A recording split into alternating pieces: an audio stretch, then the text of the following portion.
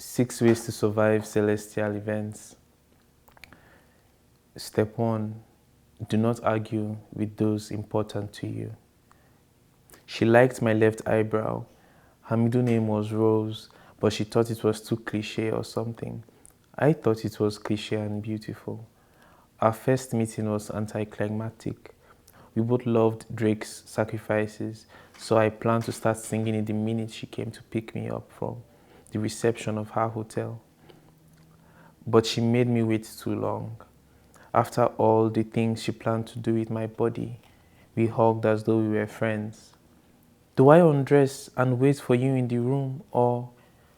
She had texted the previous week, and now this brief brother-sister hug. I was still scared of her back then, I think, terrified of the possibilities of her. I wanted to observe her from a distance, but she was always pulling me close. Come and sit here. Why are you sitting far from me? Investigating my eyes. We connected in the strangest ways, which stupefied me because I believed after my previous relationship that there was no one else in the world for me. So who was this girl? Where did she come from?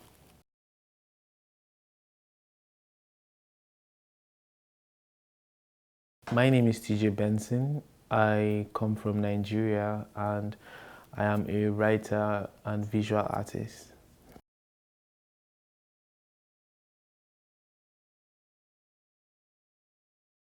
The best thing about being a writer from Nigeria is there is an abundance of stories to tap from. There are so many folklores, urban mythologies and legends, and you can never run out. I feel we haven't exhausted the possibilities in storytelling from the country. The worst thing about my country, being a writer from my country, is that the truth is illegal.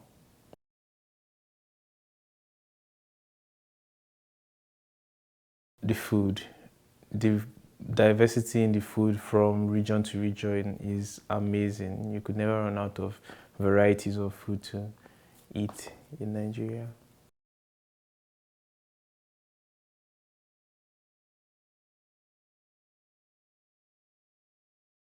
The most pleasurable aspect of my writing process is the moment when my character starts making their own decisions independent of what I had intended. It makes me feel like they are real because they are purportedly coming out of me, but when they start acting with their own, volition, it's very pleasant to experience. And my worst part or my less pleasurable aspect of writing is having to develop ideas, having to finish them. I produce so many ideas, but it is hell having the discipline to complete them.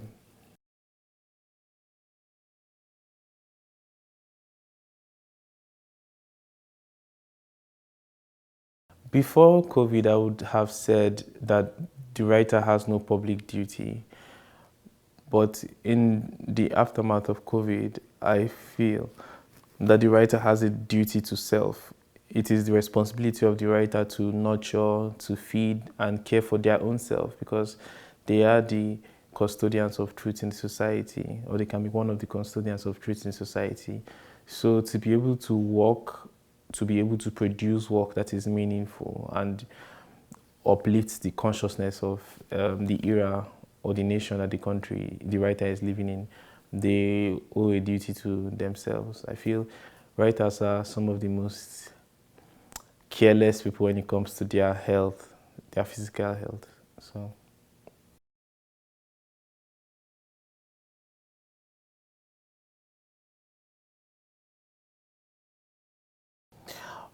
First of all, this topic is problematic for me because I feel a political state will always lean towards one direction, and art that is created in praise or with the values that such a state supports will be elevated at the expense of other kinds of art, which are also necessary and also crucial. You have situations where poetry that wasn't glamorizing war in wartime was not paid as much attention to, or even probably criticized by governments.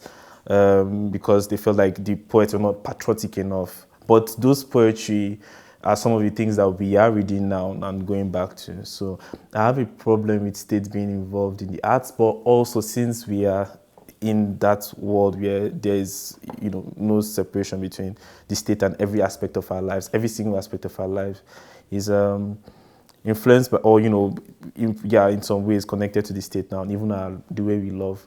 So yeah, I do believe that the state has to create a budget that would be for funding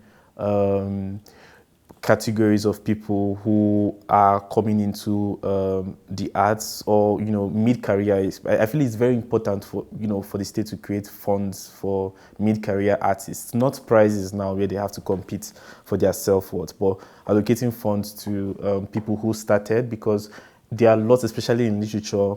We have a lot of one-star wonders, probably more than music, people who produce this genius work and then we never hear from them again until they die. So I feel those kind of people, or that kind of category of artists, should need funding from the states to be able to produce. And in the pandemic, we saw governments like Germany. We have even I know that the Scottish government, the Irish government is also releasing funds for artists specifically.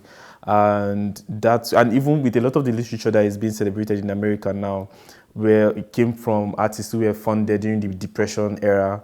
And they, produce the classics that we pay attention to now. So I feel worldwide, the state should be involved in that aspect as well.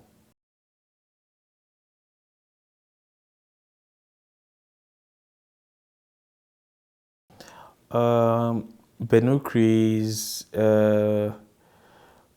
star book localized wonder for me, because I grew up on a lot of Western fantasy and magic, but all of that felt far away, and I couldn't, bring it to what literature from my part of the world, or with people who look like me, would be like on text on the page. But like reading Starbook gave me the audacity to tap from what was really around us, because our lives in Nigeria are all influenced by the superstitious or the supernatural in many ways. So I mean, 2 years ago, a snake ate up millions of naira that was meant for examination budget. So yeah, we have lots of fantastic stories like that. So yeah, Benukri's star book was responsible for localizing wonder for me. And Michael Ondaatje, I know I'm supposed to give only one book, but Michael Ondaatje's The English Patient taught me how to walk around the violence of everyday life. Everything he has written has been about the aftermath of war. He's not interested in the violence itself, but how it shapes and how lives form around it, both before and after the war.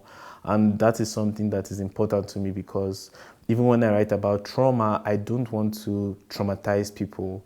I want to focus on our repair. How do we repair from devastation? And on that, Jay's English Patient helped me to have this tunnel vision and focus on repair.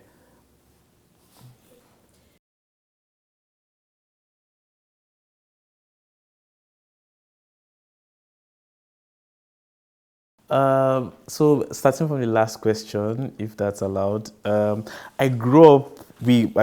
Like most of the world did, on Hollywood. So I think I was surprised at how familiar the US felt. It really unnerved me. Getting into the airport in Cedar Rapids, and even the topography, it's very similar to Abuja, the capital of my country, where I grew up in. So I was I was actually disturbed at how very familiar and comfortable and safe that I felt. I felt like I was going to be an alien here, because this is so far away, but apparently I had spent so much time watching American movies, Hollywood, so even with the accents, I was able to, hear what people are saying. So I was unprepared for how very familiar and comfortable I, I, I was here.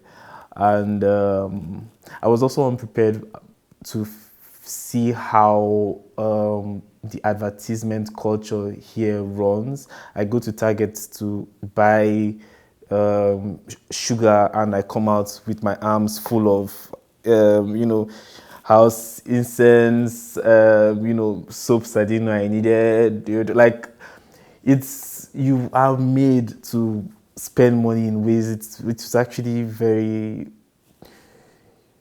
interesting to see how everyday life here makes you spend money. It's very, very consumerist. I didn't expect that.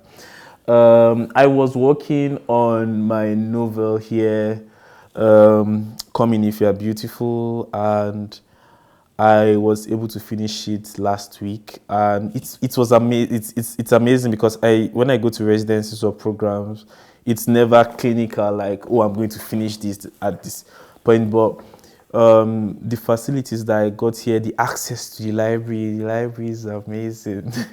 The library is amazing. I love the library here. It's really, yeah. I was able to borrow some books from the library, and then I was also able to work at the library too, but also walk all over the place, write all over the place. And I was able to finish that novel. It's a very ugly draft now, but being able to complete it gave me so much joy. So my time here has been very useful. I invite anybody watching this to pursue wonder and to pursue beauty and to pursue kindness, because there is so much bleakness in the world. There has always been, but there is even more wonder, and there is even more kindness, and there is even more love if you can find it. So those are my last words.